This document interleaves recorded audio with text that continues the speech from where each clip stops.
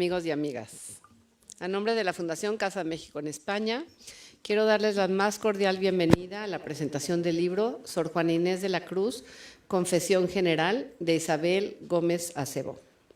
Narrada en primera persona, esta obra nos sumerge en la vida de Sor Juana Inés de la Cruz, la gran poeta novohispana que desafió las rígidas expectativas de silencio y sumisión que predominaban en su tiempo. A lo largo de este título, conocemos sus primeros años como monja, el crecimiento del impacto de sus escritos, su amistad con importantes figuras de la Nueva España como la condesa de Paredes y la larga confesión que fue obligada a realizar como condena de su amor por las letras. La vida de la monja Jerónima es un prodigio que trasciende el tiempo, invitándonos a cuestionar los límites impuestos por sus contemporáneos. A través de sus ojos descubrimos su pasión por los versos y su lucha por la educación de la mujer, por el amor y la justicia en el corazón del México virreinal. En esta presentación tenemos el honor de contar con la autora Isabel Gómez Acebo, bienvenida, politóloga, teóloga feminista y autora de este libro que se suma a la bibliografía sobre nuestra 10ª musa. Isabel es licenciada en Ciencias Políticas por la Universidad Complutense y en Teología por la Universidad Pontificia Comillas. Preside y dirige la Fundación Sagrada Familia, es miembro fundador de la Asociación de Teólogas Españolas e integrante de la Asociación Europea de Mujeres para la Investigación Teológica. A ella se unen Silvia Martínez, licenciada en Teología Fundamental, máster en Artes Visuales y Educación y doctora en Educación, y Margarita Saldaña, editora del Grupo de Comunicación Loyola. Estimada Silvia y Margarita, querida Isabel, muchísimas gracias por acompañarnos y permitirnos conocer esta propuesta que aborda la vida de nuestra gran escritora novohispana. Sean ustedes bienvenidos. Muchas gracias.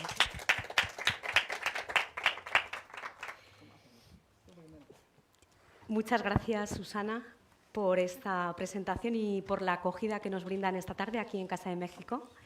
Quisiera agradecer también a José Carlos Morales, subdirector de Cultura, que en todo momento ha colaborado con nosotras en la presentación de este acto, a Enia García y a todo el personal de Casa de México.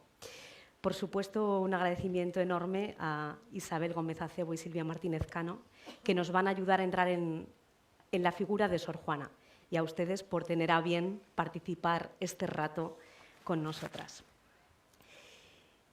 Susana Pliego ha presentado ya a nuestras dos invitadas especiales, con lo cual no me voy a detener ahí. Habría muchas más cosas que decir, tanto de Isabel como de Silvia, pero quien nos convoca es Sor Juana Inés de la Cruz. Por lo tanto, no me voy a entretener más que para explicarles por qué una editorial como el Grupo de Comunicación Loyola y particularmente nuestro sello editorial Mensajero ha tenido la osadía, casi yo diría, el atrevimiento de incursionar en una figura como Sor Juana Inés de la Cruz. Una figura que creo que constituye un icono en México, está incluso en los billetes de 50 pesos, si no me equivoco, y es un símbolo nacional, pero ciertamente en España, más allá de círculos pues, cultivados, es una mujer que no es conocida, o no es muy conocida, o quizá no es bien conocida. Tal vez podamos conversar sobre esto después, algunos mitos o algunos clichés que pueden circular en torno a su figura. Y por eso en nuestro sello Editorial Mensajero hemos hecho esta apuesta que no ha sido muy fácil porque, pues, evidentemente, una editorial publica libros para venderlos. Y en este caso, pues no teníamos muy claro que el público español, así de entrada, pudiera estar muy interesado por esta figura, una mujer, una monja, que habrá que ver lo que tenía de monja, del siglo XVII, ¿verdad? Por lo tanto, ahí está también el desafío de saber acercar a lectoras y lectores de nuestro contexto a esta figura que nos queda lejana en el tiempo y, sin embargo, que creo que tiene una actualidad en distintos sentidos y muy notablemente en el ámbito del feminismo y de esa conquista de las mujeres por el espacio público. Por lo tanto, una figura que se nos hace importante introducir en nuestro catálogo, un catálogo que editorial con una impronta fuertemente masculina, me gustaría señalar. Nuestro ámbito de especialización es la teología y la espiritualidad. Son dos sectores que secularmente han estado copados por los varones y, por lo tanto, nuestro catálogo no hace sino reflejar esa realidad que ocurre en el mundo de la teología y de la espiritualidad, donde la presencia masculina es infinitamente más poderosa que la presencia femenina, por el momento. Y este es el segundo motivo por el que en el grupo editorial Loyola apostamos por la figura de Sor Juana Inés como mujer, y también por la presencia de Isabel Gómez Acebo, que en el ámbito, quizá ustedes no lo saben, pero de la teología feminista, es verdaderamente también una mujer referente. Por lo tanto, en nuestro deseo de ampliar y de abrir el catálogo a mujeres, a obras de mujeres y sobre mujeres, se ha dado en este caso la feliz coincidencia de encontrar a una autora que escribe sobre otra mujer, Isabel Gómez Acebo. Por lo tanto, una doble alegría. No quiero entretenerme más porque creo que Silvia Martínez Cano, que es quien nos va a ayudar a conversar con Isabel en torno a la figura de Sor Juana Inés, ha traído una batería de cuestiones muy, muy interesantes que espero susciten también el interés de la sala y, por lo tanto, las preguntas después. Quizá podamos destinar algunos momentos al coloquio a partir de la lectura del libro, si alguno ha tenido ya la ocasión de hacerla. Si no, fuera hay una persona vendiendo ejemplares, si les puede resultar de interés. No me entretengo más, cedo la palabra a Silvia Martínez Cano. Muchas gracias. Muchas gracias. Pues es un placer estar aquí primero con Isabel, que para mí es un referente importantísimo en muchos aspectos.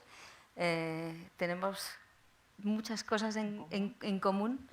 Y una de ellas muy bonita, que es ser madres de familia numerosa, que no es una cosa muy frecuente en el hoy, con lo cual es una experiencia interesante, ¿no? Pero aparte de ello... Es profesora de la universidad, tiene 4 hijos. El micro. Es un referente, es un referente. Aparte de ello, somos teólogas, ha sido para mí también madre de acogida en la teología. Y bueno, creo que una de las cosas que más admiro de Isabel es la constante búsqueda, ¿no? Desde que te conozco. Y este libro es una búsqueda más, pienso yo, ¿no? No sé si estás tú de acuerdo, ¿no? Una búsqueda más de hacer memoria de mujeres, ¿no? Hablaba con Margarita antes, que necesitan ser visibilizadas en nuestra historia, ¿no? Y Sor Juana Inés de la Cruz es una mujer fascinante, que bueno, necesita ser situada no solo en el contexto de México como una figura fundamental en la propia historia del país, sino también en la historia universal, ¿no? Yo la primera pregunta que te quería hacer, ¿no? Te embarcas en una novela de una mujer del siglo XVII, ¿no? La anterior novela que has escrito es la de Dorothy Day, es una mujer del siglo XX con un contexto cultural muy diferente en Estados Unidos, rodeada de un contexto de la clase obrera católica, ¿no? Y un contexto que en cierta manera tú conoces porque has vivido un tiempo allí en Estados Unidos, ¿no? ¿Por qué ahora ¿no? ¿Por qué elegir ahora una mujer del siglo XVII? Yo quiero empezar dando las gracias a... No sé cómo se pone esto. Suena. Sí. Yo creo que sí suena. Yo creo que suena. ¿Se oye? No, Ahora. a ver. Ahora no, antes sí. ¿Hola? ¿Hola? No se oye. Sí, bajito. Ahí está. Te lo cambio. Hola. Este sí. Gracias, Enia. Yo quiero empezar dando las gracias a la Casa de México por acoger este libro. Un libro difícil, como ha dicho la editorial, la editora. Bueno, la editora del libro ha hecho una obra espléndida, porque no es fácil editar este libro. Lo ha capitulado, le ha dado velocidad, amenidad, eso es todo tu labor. Las gracias también a las dos que están aquí. Y luego, ¿por qué he escrito este libro? Entonces me he dado cuenta que las últimas publicaciones mías son no me había dado cuenta antes de personas que han pasado a la historia y que hoy no son conocidas y que han sido personas influyentes. El primero que escribí fue Santo Domingo Guzmán, el fundador de los dominicos, que nadie sabe quién es, un castellano del siglo XII que, aparte de fundar los dominicos, derrotó a los albigenses y que separó la herejía albigense, y que fue su figura eclipsada por la de un fraile de su orden, que es Santo Tomás de Aquino. El siguiente libro que escribí fue también Unas mujeres muy olvidadas, 2 docenas de mujeres, el libro se llama Invisibles, que asistieron como auditoras invitadas por Pablo VI a la segunda sesión del Concilio Vaticano II. ¿Y por qué digo que estas mujeres son importantes y fueron olvidadas? Porque la primera vez que una mujer comulgó en el altar de San Pedro fue una de ellas, ante el horror de muchos padres conciliares, y luego porque los padres conciliares pidieron que hubiera otra cafetería para ellas porque ellos eran 3000 y no querían tomar café al lado de una mujer. Eso demuestra que la Iglesia, a pesar de ser lenta, está dando pasos, porque hoy sería impensable que un cura se negase a compartir el café con una mujer. Y bueno, pues estas mujeres fueron el primer pasito y hay que recordarlas porque fueron una... Y luego, como dijo Silvia, mi tercer libro, en este sentido de descubrir personas olvidadas, fue la persona de Dorothy Day. Dorothy Day en España es una perfecta ignorante de su persona, pero es la católica más importante del siglo XX en Estados Unidos. Perteneció al grupo Greenwich, que era un grupo contracultural en el que se reunían artistas, pensadores, filósofos, y que fue muy amiga de Eugene y Dos Pasos, y que luego, cuando se convirtió, esta mujer dedicó su vida a los sin techo y llegó a vivir con ellos. Yo creo que esta mujer merece la pena ser conocida porque combatió el racismo, el antisemitismo, pero es que además vivió el cristianismo, no solo predicándolo, sino viviéndolo. Es un ejemplo viviente de cristianismo. Me encontré con Sor Juana, otra persona ignorada en España. Y me pareció que merecía la pena sacarla del ámbito académico, porque los académicos españoles sí la conocen. Y entonces concebí un libro más ameno para que pudiera leerlo más gente, ampliar un círculo.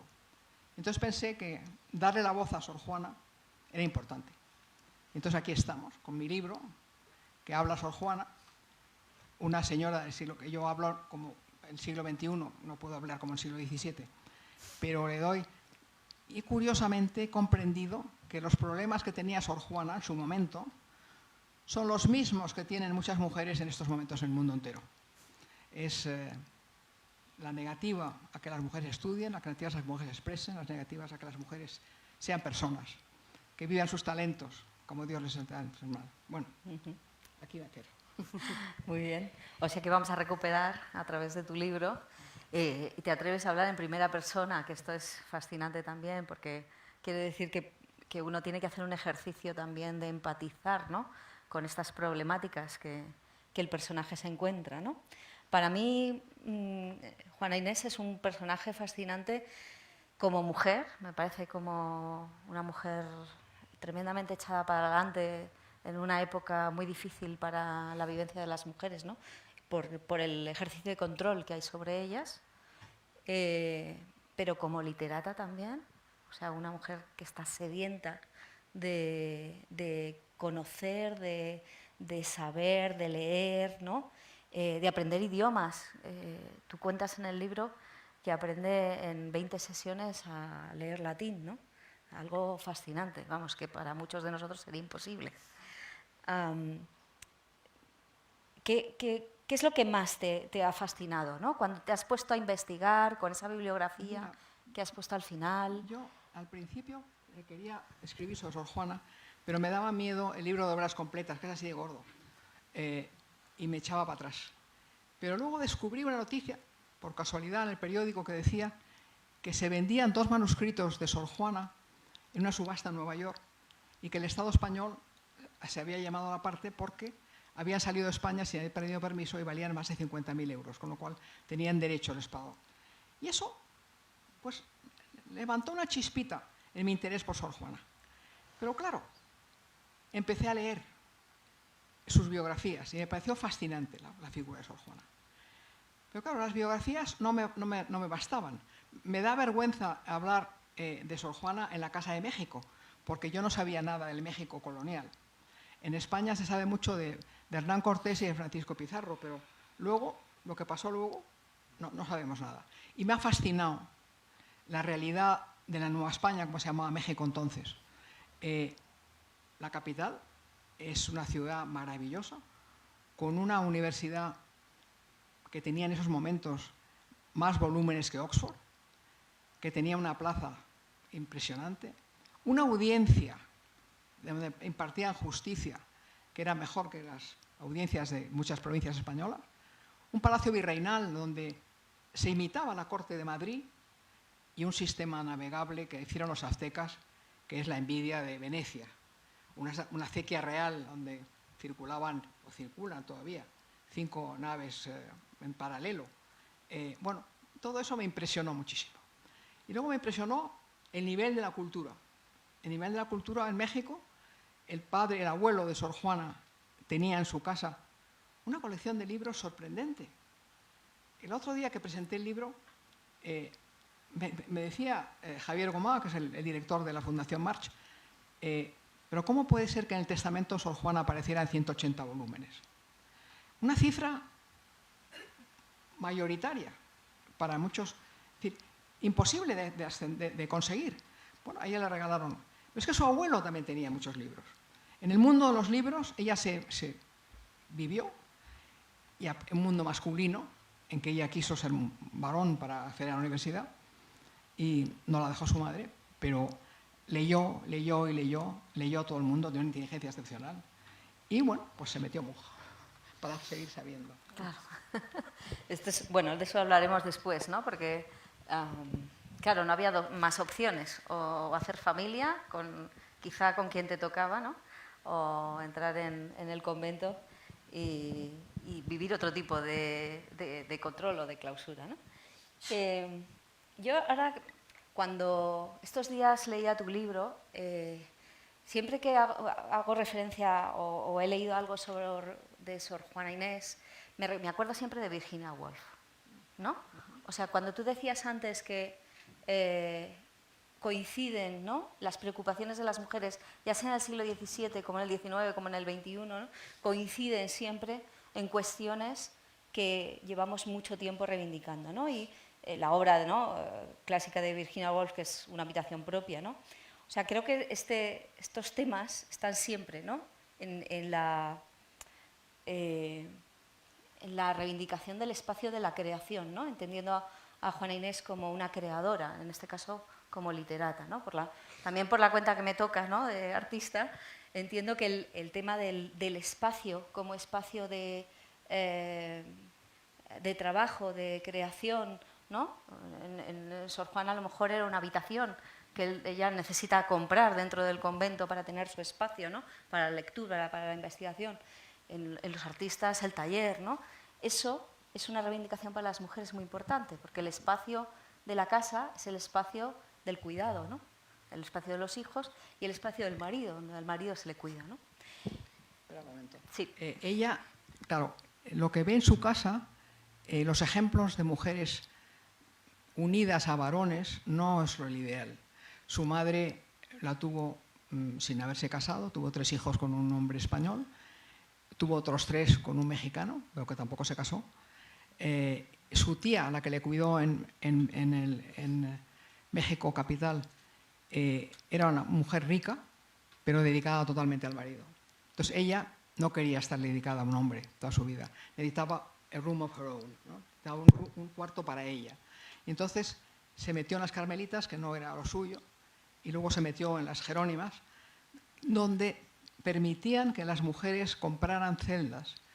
La celda Sor Juana tenía 2 pisos, el piso de arriba con un dormitorio, el piso de abajo con una cocina y una enorme sala donde guardaba sus libros, sus instrumentos científicos, y donde su madre le regaló una esclava para que ella no tuviera que cocinar ni hacer las labores domésticas. O sea que encontró ese espacio. era una mujer muy inteligente, muy culta y además encontró un espacio donde desarrollar sus talentos. Porque dormía muy poco, iba a todas las cosas que exigía en el convento, que eran muy pocas realmente. Iba al locutorio, donde tenía amigos, y encontró ese espacio donde desarrollar su personalidad, una personalidad, bueno, insigne, ¿no? Bueno, he descubierto una cosa gracias a tu libro, que es que también cocinaba. Sí, que sí. gracias a su tía cocina y hacía dulces. Es que, ¿Eh? es que me ha su parecido tía, fascinante. que su tía la enseñó para que sea una mujer casada. Eso Y, la es. mujer, y además como la familia de su marido, de su mujer, de su tía, les gustaban mucho los dulces, pues aprendió a cocinar dulces. Y entonces Claro. regalaba a sus obispos y a sus curas dulces. Eso no viene en los artículos académicos, que lo sepas. O sea, que es un dato importante. Bueno, te quería preguntar, a raíz de esto que reflexionaba, ¿no? ¿Cuál crees que es ese fuego que arde en Juana Inés, ¿no? Y que le hace también desafiar, en cierta manera, las leyes de la cultura, ¿no? Tanto el decir, no me voy a casar, estoy en la corte, pero no me voy a casar, y decidir, voy a ir al convento y aunque no lo tenga muy claro, pero yo quiero ese espacio, ¿no? Descubrió en la corte que no se iba a casar nadie con ella, porque era bastarda, pobre, y ¿quién se iba a casar con ella? Un pelagatos, y eso no le gustaba nada. Entonces decidió que se metía monja. Y claro, escogió el sitio donde menos la vigilaban. Las monjas hacen un escudo entre ellas, las monjas de Sor Juana la protegieron mucho, hasta el final, que ya no la protegió nadie. Pero ella encontró ahí una manera de desarrollar. Las monjas tenían una biblioteca espléndida. Incluso tenían novelas, que Sor Juana se pregunta, ¿estas novelas que hacen aquí? ¿Cómo han llegado aquí? Bueno, tenían una biblioteca espléndida y ella se refugiaba en la biblioteca. Encontraba su celda, porque tenía una vecina de la celda que le gustaba mucho cantar y bailar, y entre las monjas organizaban todas las noches unas pachangas. Entonces bajaba a la biblioteca cuando hacían ruido las monjas de al lado. Pero entre la biblioteca y su celda encontró un lugar donde desarrollar su maravillosa inteligencia y hizo una cultura que la convirtió en la 10ª musa, ¿no?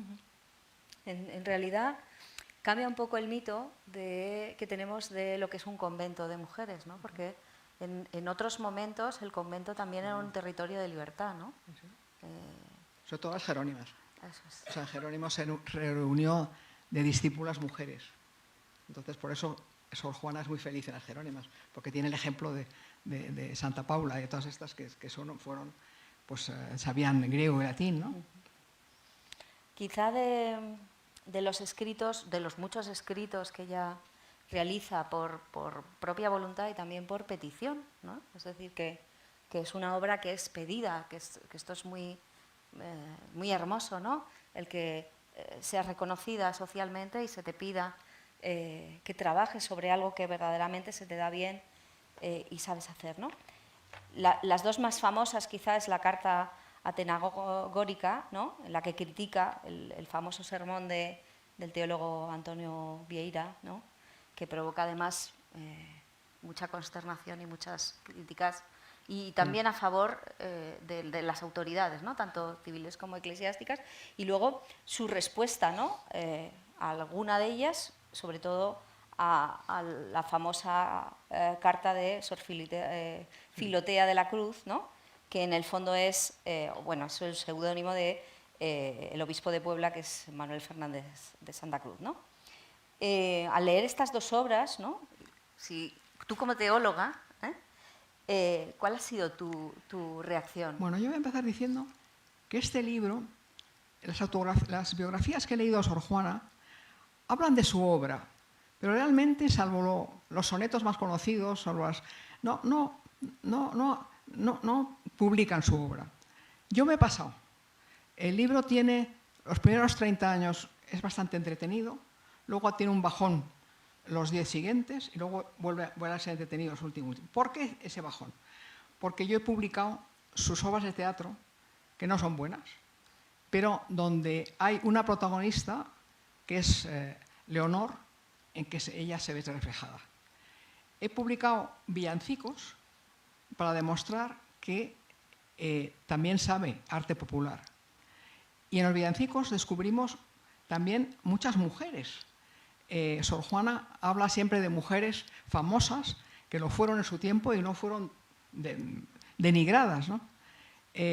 Hablo también del arco alegórico que hizo, que es un peñazo un poco, pero que bueno, hay que saber que ella fue famosa por este arco que le abrió las puertas de la intelectualidad mexicana. Entonces, por ahí, bueno, pues los que leáis el libro, pues veis que esa parte, los ejercicios de votos, es que ella es la loca de la Virgen María y no tanto de Jesucristo.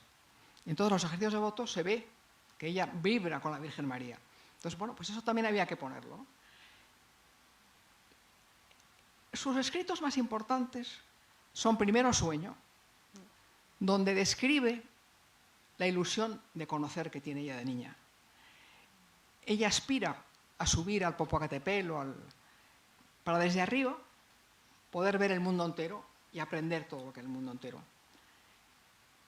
Y el Primero Sueño refleja que el cuerpo se duerme, el alma se ve libre y el alma asciende, y cuando asciende a la cima se desvanece de lo que ve.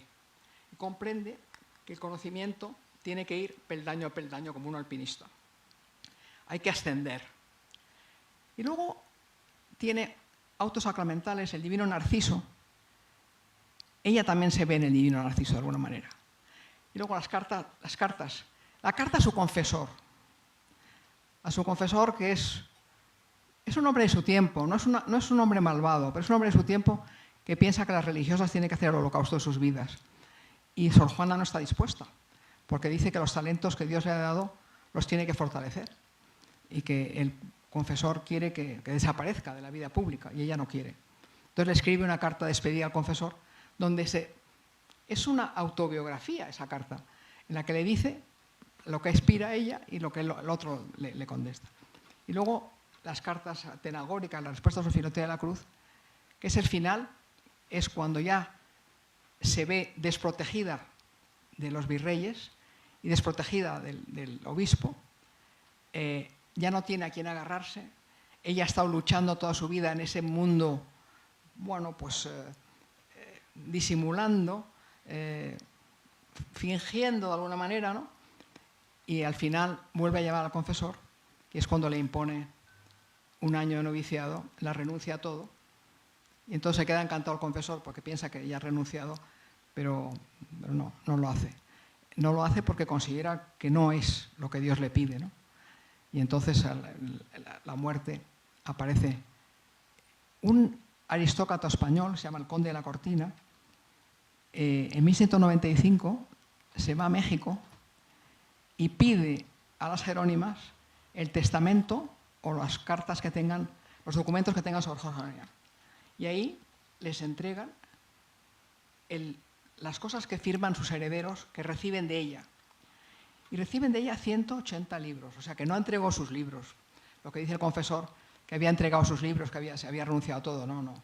Ella no entregó sus libros, entregó una parte al obispo para que la vendiera y otra parte a un jesuita para que lo vendiera, pero el dinero era para ella. Y un dinero que tenía a un prestamista para que le diera el 5% era para ella. O sea que ella no renunció, renunció durante un tiempito.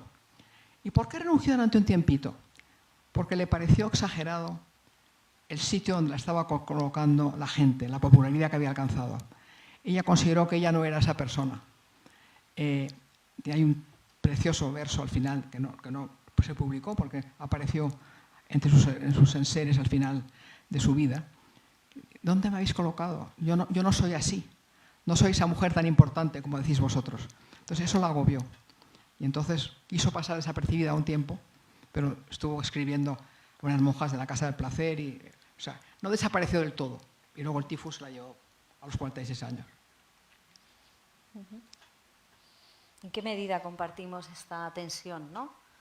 En el libro se ve muy bien esta tensión entre lo que ella quiere expresar y lo que quiere reivindicar y la presión también, ¿no? Del confesor de algunas autoridades que quieren que calle, ¿no?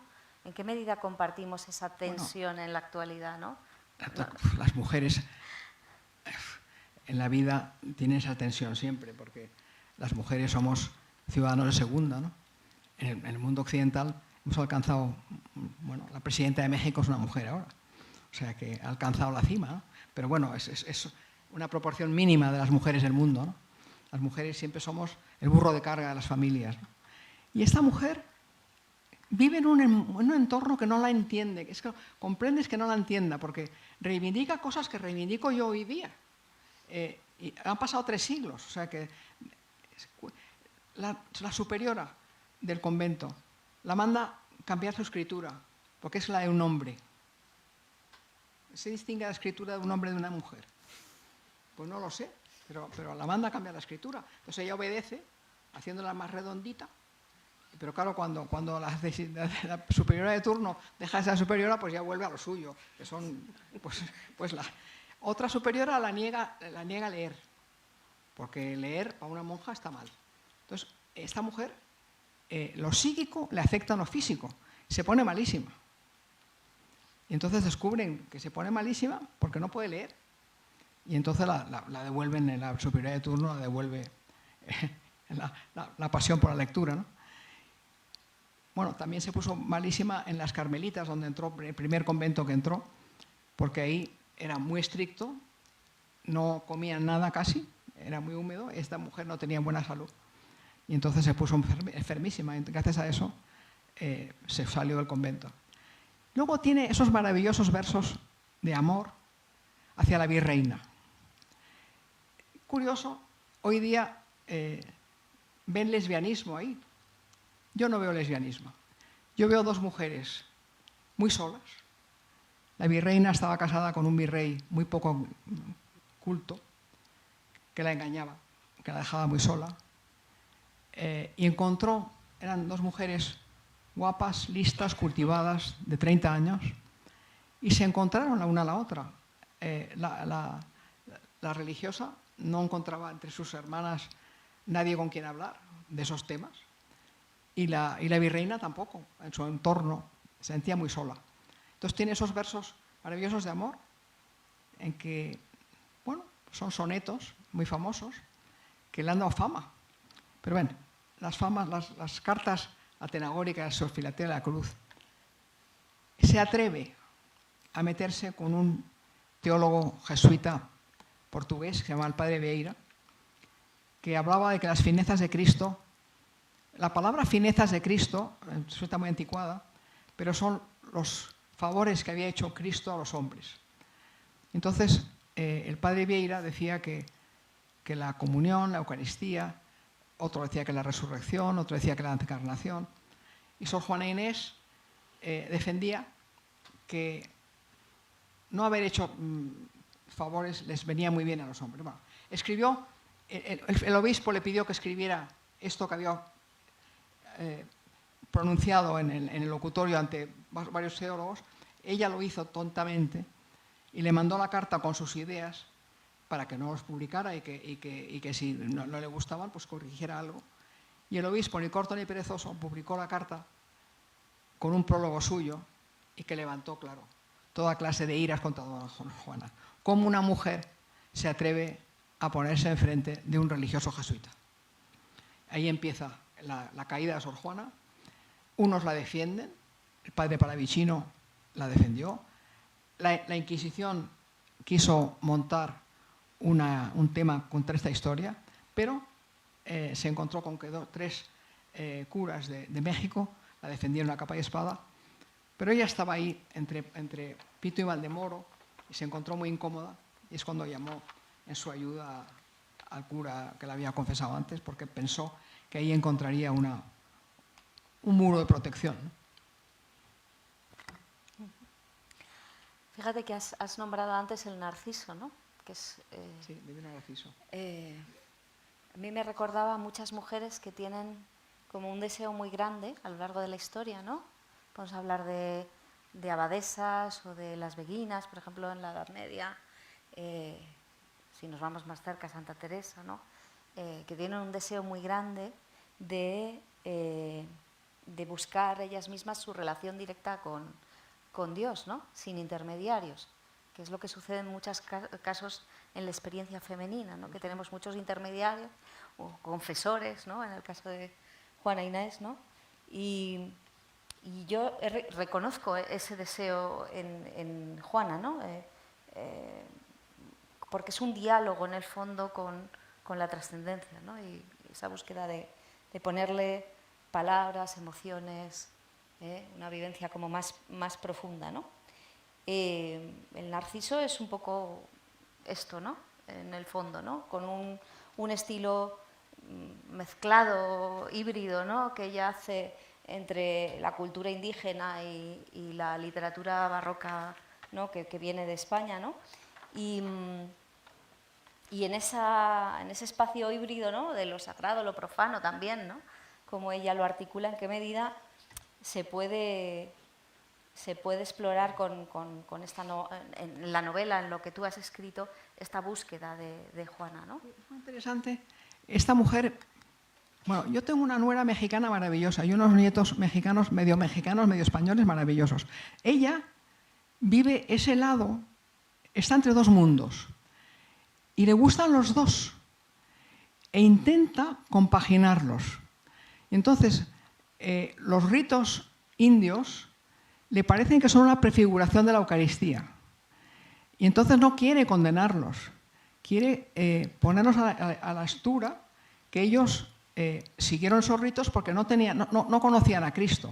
Pero en el momento que conocieran a Cristo, es como Santo Tomás, si no veo no creo. Entonces los indios le dicen, ¿pero podemos tocar la Eucaristía un poco? Pues sí, puedes tocarla. Entonces ellos cambian el Dios de las semillas por el Jesucristo en la Eucaristía. Es muy interesante esa simbiosis que hace Sor Juana de su cultura mexicana y sus ancestros españoles, ¿no? Su cultura intelectual es occidental, es hispana, pero su cultura de la vida, de alguna manera, vive con indios, vive con negros, vive en un entorno no tan ajeno a la cultura donde ella está inmersa, pero trata de mezclar las dos cosas. Y en ese aspecto, como tú dices, el divino Narciso, toda su vida es un intento de relacionarse con Dios sin mediaciones. Claro, las mediaciones siempre son de varones. Y los varones con frecuencia no entienden lo que piensan las mujeres. Las mujeres tenemos nuestras vías de conocimiento y los varones tienen la suya. Pero claro, Sor Juana se mete en las vías de conocimiento de los clérigos y eso no gusta. Pero ella intenta desembarazarse de todo el mundo. Ella quiere vivir libre, ser como el águila que sube, ¿no? Que asciende, y no la dejan. Y por ahí su vida es eso, ¿no? El intento de salvarse de las cadenas que la oprimen. Y bueno, es impresionante lo que esta mujer hace en 46 años de vida. Te digo, libros así de gordos, sus obras son... Oye, con versos. Además, hace versos de todo tipo. Ahora combina la primera palabra con la última, no sé qué, sonetos, redondillas, bueno, de todo. Es una mujer maravillosa que yo espero que con este librito mío se dé a conocer más, en más niveles de conocimiento, ¿no? Que no sea solo la academia. Además de la literata, ¿no? Que es la que estabas describiendo, la Juana Inés literata, hay una Juana Inés mujer también, ¿no? Yo he descubierto en la lectura experiencias humanas que están muy presentes en ella y que ella refleja en los textos, ¿no? La amistad, que decías antes, ¿no? Con algunas mujeres, los diálogos con otras personas que la visitan, ¿no?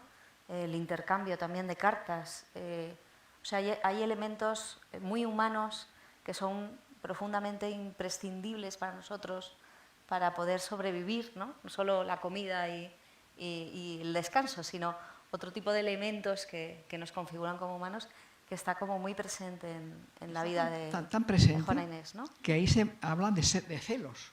Tiene un par de textos de celos. Habla de la ausencia. Lo que nota es la ausencia.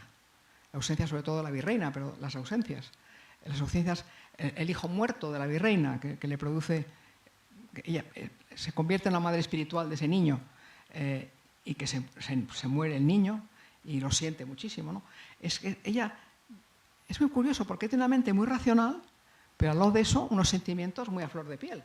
O sea que es una mujer muy completa, porque te digo, sufre con los demás, sufre con el pueblo mexicano, sufre con los negros, aunque en un momento dado comenta, bueno, la hago yo comentar, no comenta ella, pero comenta que hay un negro que está en medio de hortalizas que se vende con las hortalizas y que se vende por 2.000 pesos y que está encadenado, porque claro, si se libera, pues es un costo enorme. Es curioso ese tema de los negros y los indios en ese mundo, que son objetos, pues impresiona. Que Juana tuvo una esclava. Es un contexto. Tuvo una esclava. Completamente y cuando la diferente. esclava se quedó embarazada, pues no tenía ya tenía un hijo, pues ya la vendió a su hermana. Es curioso. Y luego, otra parte de la vida de Sor Juana fascinante, es que se convirtió en un banco. O sea, la vida de los conventos mexicanos eran bancos, porque las profesas pagaban 3.000 pesos de la época, que era un montón de dinero. Y con esos 3.000 pesos tenían que vivir toda la vida. Y entonces la administradora de turno del convento invertía esos pesos en réditos, daba créditos al 5%, compraba haciendas que le daban también un dinero, pero claro, no todas las monjas sabían hacer eso. Y entonces se encontró en un momento dado que Sor Juana, el dinero que fue ganando con sus escritos, le reportó mucho dinero. Y entonces fue capaz de comprar una celda para su sobrina que iba a entrar de monja y compró una hacienda al propio convento, porque el convento estaba de deudas hasta arriba. Y entonces las monjas vieron la facilidad que esta mujer tenía para hacer los negocios y la nombraron administradora de por vida, para que los cargos sean cada 3 años. Y esta descubrieron que era de por vida. Entonces arregló las deudas del convento, llamó a todos los prestamistas y les exigió el pago. Descubrió que tenían bienes que nadie había reportado. Bueno, arregló el tema del convento, pero además se había convertido en una prestamista que prestaba el 10% o el 5%. E incluso vendió unas alhajas de unas personas que vinieron a verla y consiguió un precio muy más alto de lo que vendían y le dieron un porcentaje a ella. O sea, era una negociadora. Esa vida múltiple de Sor Juana, pues los celos, la angustia, la ira, el amor y luego la administración, pues es que es una mujer muy completa. Muy completa, sí, señor. Bueno, una última pregunta sí que me surgía al final también del libro, ¿no? Separan 2 años desde la renuncia y su carta de confesión, es una carta larga, como tú has dicho, ¿no? Y su muerte, ¿no? Entre el 1693 y el 95. Yo me paraba en la lectura y decía, porque es una renuncia a regañadientes. Yo entiendo que es... Bueno, hay gente que defiende que es una renuncia absoluta, ¿eh? Sí. Yo no la veo tan clara. Creo que es una renuncia más estratégica, ¿no? Por toda la presión que ella está viviendo y cómo quiere resituarse, ¿no? También en el contexto dentro y fuera del convento, ¿no? Pero me preguntaba qué sucede en esos 2 años, ¿no? ¿Cómo le afecta a ella? ¿Cómo te lo imaginas tú? ¿Cómo has querido expresarlo? Contárselo también a las personas que no han leído el libro. Ella se somete porque sabe que no le cabe otra. Porque una amiga suya, Sor Angustias, que fue rebelde, una monja rebelde, la condenaron a 40 años de aislamiento en su celda. Y esas cosas se daban. Y entonces ella teme que la ira del confesor que tiene le haga... Y entonces finge, no del todo, pero al confesor se lo cree y ella se flagela. Dice que se flagela, yo creo que no se flagela. Ella no ha usado cilicio en su vida ni se ha flagelado en su vida. Pero dice el confesor que sí, que está flagelando muchísimo.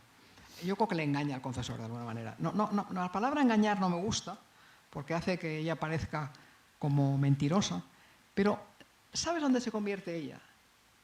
Que el confesor la manda ocuparse de las enfermas y ahí descubre lo que es el dolor humano. Y ahí ella, que va con la idea de que sus pecados sean perdonados, descubre el auténtico cristianismo, que es amar. Entonces ama, no va para perdonar sus pecados, ama a esas enfermas que están muriendo. Y ahí es donde ella descubre la esencia del cristianismo y la esencia de ser mujer y de ser persona, que es darse a los demás. Entonces, esa renuncia va acompañada de un sentimiento de vulnerabilidad, en el sentido de que ella se considera que el público la considera mucho mejor de lo que es. Y eso cree que es su culpa, y entonces se arrepiente de ser la 10ª musa y piensa que echando tierra un tiempo se olvidará de su figura y pasado un tiempo podrá volver. No pudo volver porque el tifus lo acabó con ella, pero yo creo que el final de su vida es eso, el descubrimiento del cristianismo. Se lo dice a su cura, a la carta al confesor. Le dice, convertirme no es una orden, es amar. Y amar no me puedes ordenar que ame. Ama sale del interior del corazón. Y eso lo descubrió en la enfermería del convento.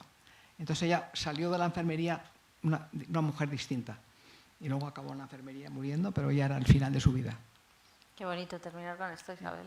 Sí, me parece preciosísimo. Bueno, yo ¿no? me he identificado con Sor Juana totalmente. En estos momentos, mañana me voy a hacer una interview de otro libro que he escrito, que es Dorothy Day, y no sé si voy a poder cambiar el chip a Dorothy Day. Pero es que, bueno, cuando escribes y lees tanto sobre Sor Juana, bueno, pues te haces, pues la comprendes bien, ¿no? Ahora, me da mucha vergüenza hablar de Sor Juana en un público mexicano que conoce la realidad mejor que yo y que a lo mejor pues interpreta que yo la he interpretado mal. Pero bueno, he hecho lo que he podido y aquí estoy.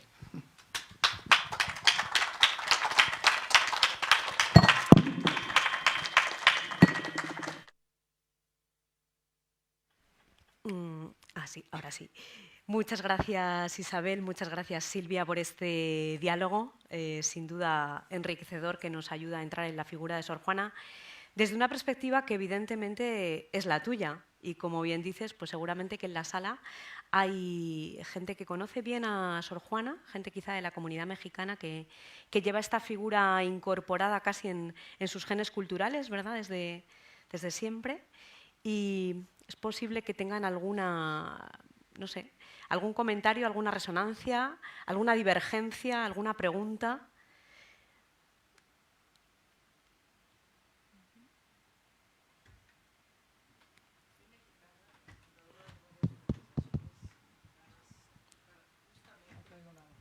Soy mexicana y vivo entre Nueva York y aquí muchos lados, y me encanta, como bien ha dicho Isabel, que estemos tratando de, a través de la educación y la historia y la comunicación, porque a veces nos las pasamos en internet, en Google y eso, y no se toma nadie el tiempo. O sea que gracias, Isabel, de llegar a los documentos, inspeccionarlos, leerlos. Es muy difícil, cada día se está perdiendo eso cada vez más con el proceso muy bueno de la digitalización, pero de la profundización de los conceptos y los pensamientos. O sea que muchísimas gracias, y ojalá, pues como es la comunicación, hagas, aunque sean estas reuniones chicas, son mejor. No hay que ser tan masivos, no hay que ser esto, porque estos son temas, como bien dices, no ha cambiado la historia se repite. Los problemas de la humanidad, las guerras, los cambios de cultura, quién es el más fuerte, el más débil, son los mismos. Y yo creo que esto es lo que estás haciendo, y muchas gracias por traer pues esta mujer moderna, que era una mujer adelantada, y gracias. Era lo que solo quería decirte. Muchas gracias. Esta mujer es moderna, es protofeminista. en el sentido de que ella plantea, bueno, a lo largo de la historia ha habido mujeres, la querelle de femmes, por ejemplo, las mujeres se quejaban del lugar que les competía en la historia, ¿no? Ha habido muchas, pero es curioso que esta mujer del siglo XVII, en una colonia, o una provincia española, allende los mares, fuera capaz de intuir lo que éstas habían descubierto en el occidente, ¿no? A mí me ha chocado mucho que esta mujer fuera tan pionera, ¿no?, en las ideas. Bueno, yo creo que era tan inteligente que descubría, pues, en todas partes, ¿no?, los problemas que existían. Se cultivó, además, cultivó esa inteligencia, que hay personas que no la cultivan, y ella cultivó la inteligencia y se adelantó a los siglos, a los tiempos. No creo que su entorno la entendiera. No eran malos los de su entorno, pero no comprendían, las superioras no comprendían que una mujer religiosa pudiera seguir con sus inquietudes. Es que no lo comprendían, era imposible, porque tampoco una mujer casada la podía tener las inquietudes. O sea que bueno, a lo largo de la historia las mujeres podían ser casadas, prostitutas o monjas. Las tres cosas eran eso. Entonces, ninguna de las tres tenía libertad, ninguna de las tres fórmulas tenía. La prostituta tenía más libertad. Era una mujer libre, pública, como se dice, una mujer pública, pero es que las otras dos no. Esta ansía de libertad y pide libertad. No la entienden, no es que sean malos, es que no la entienden. ¿Cómo una mujer puede pedir libertad? ¿Libertad para qué? Si una mujer está para eso. Y además son cortas de inteligencia y tienen menos fuerza física y tienen menos valores y tienen menos... ¿Para qué quiere la libertad esta mujer? ¿Para qué? ¿Para tirarla por la alcantarilla abajo? No la entienden. Yo sostengo, hay muchas biografías que dicen que su confesor era una mala persona y el obispo también. Yo creo que no. Yo creo que pensaban que estaban en su derecho y en su deber de dirigir a Sor Juana por el buen camino, que no era el camino que ella escogió. Y ella no quería dejarse. Ella decía que los talentos que Dios le había dado eran esos y eran los que tenía que desarrollar. Y no la entendieron, pero está ahí el quid de la cuestión. Hola, mi nombre es Celina Turrent. Yo creo que la cultura, admiro mucho el libro que usted escribió acerca de nosotros. He dejado los audífonos en casa, como no oigo nada. Desde los egipcios, las mujeres, ¿no?, de que cultivaban mucho ellas la inteligencia de las primeras bases de la humanidad. Y yo creo que a través de las generaciones hasta ahorita nos ha costado mucho llegar hasta donde estamos. Y sí, efectivamente ya tenemos presidenta mujer y Sor Juana Inés de la Cruz fue, yo creo que la base de esos principios de liberación y de estudio.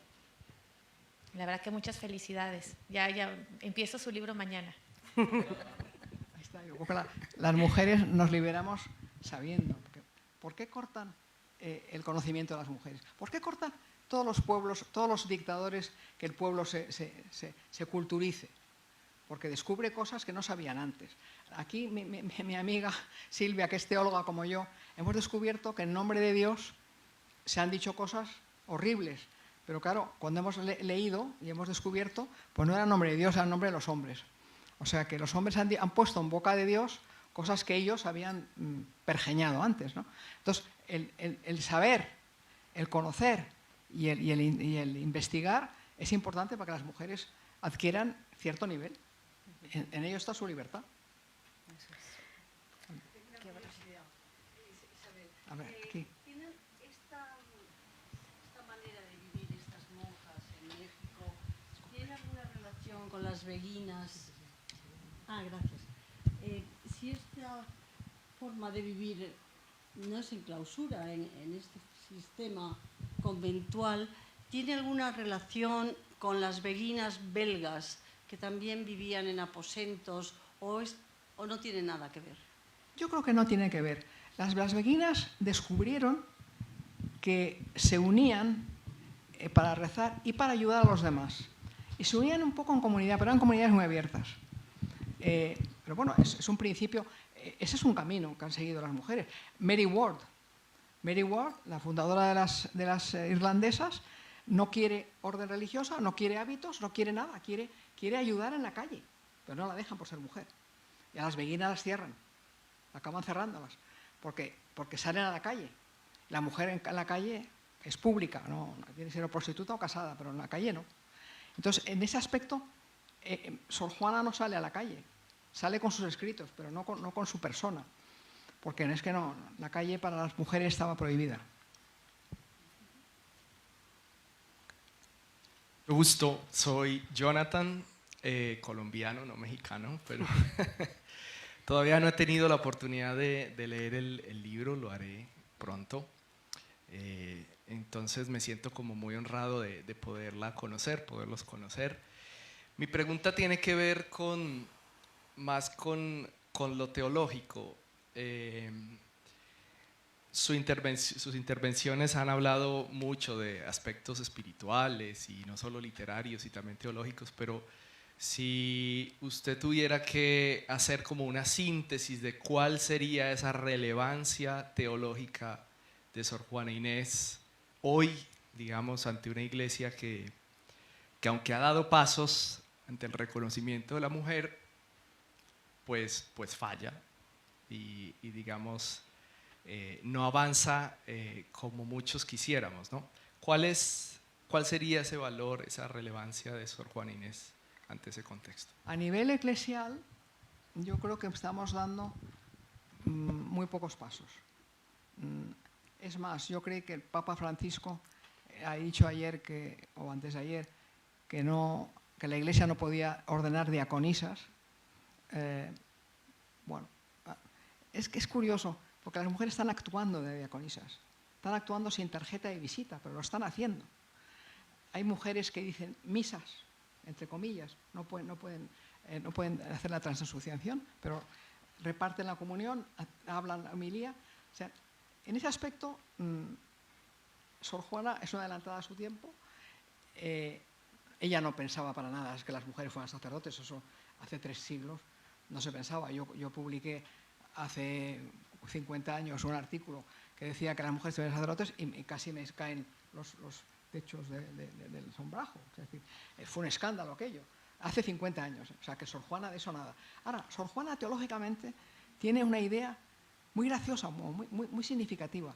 Para ella es más importante la Virgen María que Jesucristo. Y cuando se lo echan en cara dice, sí, pero a Jesús le gusta que alaben a su madre. O sea, no le importa. En ese aspecto es muy feminista. Le hace decir a la Virgen María, le hace doctora en teología, la sabiduría, que habla en boca de Dios. O sea, que decir, es curioso porque la teología de Sor Juana va mucho más por ahí que por la reivindicación femenina de las órdenes ministeriales. Pues nada, eso no es de su tiempo, eso es mucho después.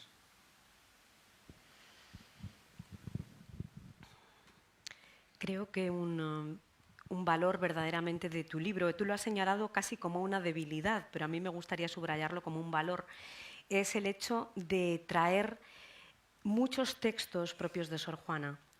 Es verdad que, bueno, como editora yo cuando me enfrenté al manuscrito y a la transcripción, de los textos, yo pensé cómo encajarlos de manera que al lector le aproximen al pensamiento de Sor Juana de primera mano, y siempre es un valor añadido acercarse a las fuentes, sin que al mismo tiempo estorben la lectura. Y pienso que el equilibrio que logramos al final fue bastante positivo. Y señalo esto porque el otro día, comentando pues, la publicación de este libro con una persona que no conocía para nada a Sor Juana, me dice, yo he entrado en Google, he puesto Sor Juana Inés de la Cruz, todo lo que me sale son comentarios, vídeos sobre su presunto lesbianismo, la reivindicación que hace de ella el colectivo.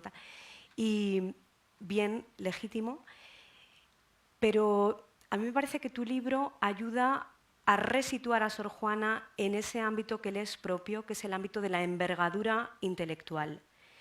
Y creo que es una pena pues, que justamente las primeras entradas de los buscadores nos remitan a aspectos discutibles, más o menos anecdóticos, incluso yo diría, de su figura, cuando lo que nos transmite, me parece, esta mujer es la necesidad de transformar el mundo a través del saber y de que las mujeres pues, tengamos acceso a ese desarrollo de los talentos, pues a igual título que los varones. Ella decía, Sor Juana, algo que a mí me llama mucho la atención: podía en mí más el deseo de saber que de comer. Claro, esto en boca de una mujer, pues es algo de una mujer del siglo XVII, es algo absolutamente revolucionario, que va a pagar con su reputación y quizá con su propia vida. Porque esta confesión final, que tú has cerrado de una manera preciosa, pero bueno, no olvidemos, ella dice, yo la peor de todas. Era un leitmotiv, Sí. Era la costumbre, de decir yo la peor de todas. Eso lo he leído en un libro, no sé. Sí, podía ser un leitmotiv, pero al mismo tiempo, qué dolor, es decir, que cuando entramos tú también lo subrayas muy bien, ¿no? Y Silvia lo decía, esa dimensión más humana de Sor Juana, ¿no? Esa Sor Juana mujer, también qué batallas han podido jugarse en su interior, qué dolores, ¿no? Porque muere, tengo la impresión, como en una situación de fracaso. Como Cristo. Bueno, como Cristo y como tantas mujeres, ¿verdad?, que a lo largo de la historia van abriéndonos caminos. Y qué disputas también internas, ¿no?, sobre su propia identidad. Porque decir, aunque sea un leitmotiv, ¿no?, decir la peor de todas, significa también reeducarte en una situación que a lo mejor no es, ¿no? Todos los viernes en el capítulo de faltas la obligan a ponerse yo la peor de todas. La obligan. ¿Se lo creía o no? No. Yo soy Lorenza Ortegón, soy colombiana y escuchándote, lo que sabemos muchas veces de Sor Juana Inés de la Cruz es lo que tú estás diciendo, ¿no? Su lesbianismo. Y se ha quedado el tema, su lesbianismo, que por supuesto no. Bueno, se ha quedado la figura de Sor Juana de la Cruz para buscarla en Google y lo que sale es eso.